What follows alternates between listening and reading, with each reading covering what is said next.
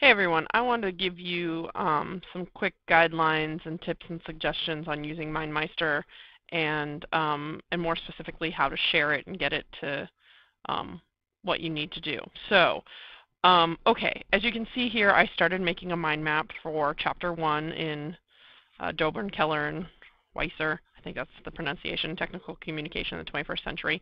Notice I just did very broad outlining, especially since a lot of these subsections are full chapters in the text, and you're going to continue to add to this mind map as you read. So when you're done with it this week, you're going to go back to it on deadline number 2 when we read chapter 2 and continue to add to it.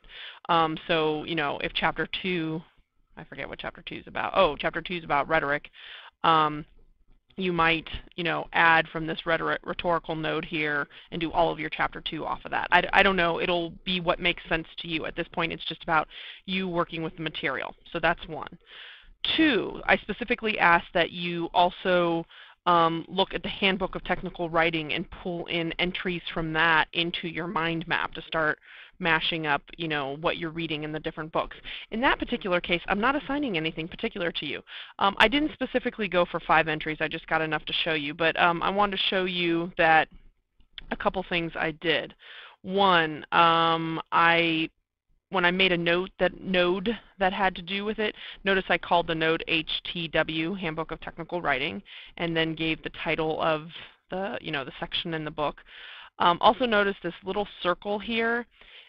MindMeister allows you to add notes to each of these little nodes you make, so feel free to add notes. Also, so you know, MindMeister, this little arrow right here, MindMeister allows you to add external links.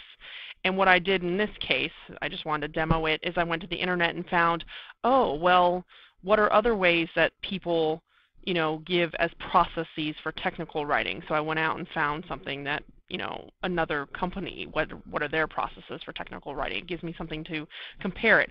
Similarly, the Handbook of Technical Writing, the section I picked down here was they had a steps to successful writing, kind of like processes. And so I wanted to include it in here as a way to demonstrate the difference. And then notice here I took a note and I made some note going, oh, this is what I think about it. This is all I'm asking you to do with this mind map stuff. And like I said, you're going to continue to add to it. So it's probably going to be really messy. One thing you're going to get to do, and I didn't do on this, so I'll show you, you can start connecting things. So for example, over here, characteristics of technical communication include visual. And what you might want to do is connect visual to integrating visuals is one of the steps, and so I just drew that connection. That's what I'm going to want you to start doing over time. When we're done with the class, your mind map will probably look like a disaster area, but that's a good thing because guess what? Our minds are kind of messy, but it means you've been getting your fingers, you know, dirty in the material, and that's what I want. Okay, so that's giving you some ideas on how to play with the mind map itself. Now, you've got to make it so the rest of us can see it. Down here on the left, there's a Share Map button, and you're going to have to work through a couple things here. So I'm just going to go across all the tabs. The General tab, you can give it a title, you can give it a description. You might want to do something like, this is my, you know, note-taking method for my readings in my twc301 class. You can do something like that. So there's, you know, follow that in. Share.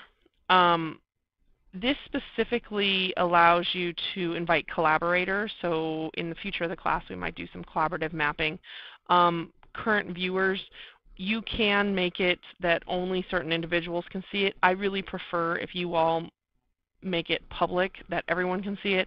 However, if you're really going to have a concern with that, contact me on email and phone, and we'll figure out how you're going to do that, because you're going to have to still invite every single person in the class to sharing your map. So the easier way is to go to the publish. So 1, you have to turn it on. Now we have a URL here, and that URL is what you're going to need to paste into your blog. So you'll make a blog entry about, you know, chapter 1 and just saying, you know, quick reflection, this is what I liked about it, whatever. But the most important thing is you need to link out to your mind map. Now notice other options here. Allow copy and export. So that's allowing someone to copy it, up to you. Allow edit for everybody.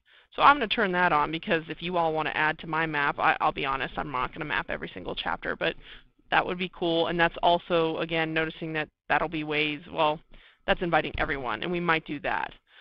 Password protect, again, that would be a way, actually, if someone is really adamant that they don't want to make it public, we'll probably do a password protect as a setup. So, category, language, English, category, you might want to switch it to education. Notifications. Notification is if anyone changes it, so remember I enabled anyone to change it. That way I'll get notification if anyone changes it. Okay, so I'm going to go back to the publish page.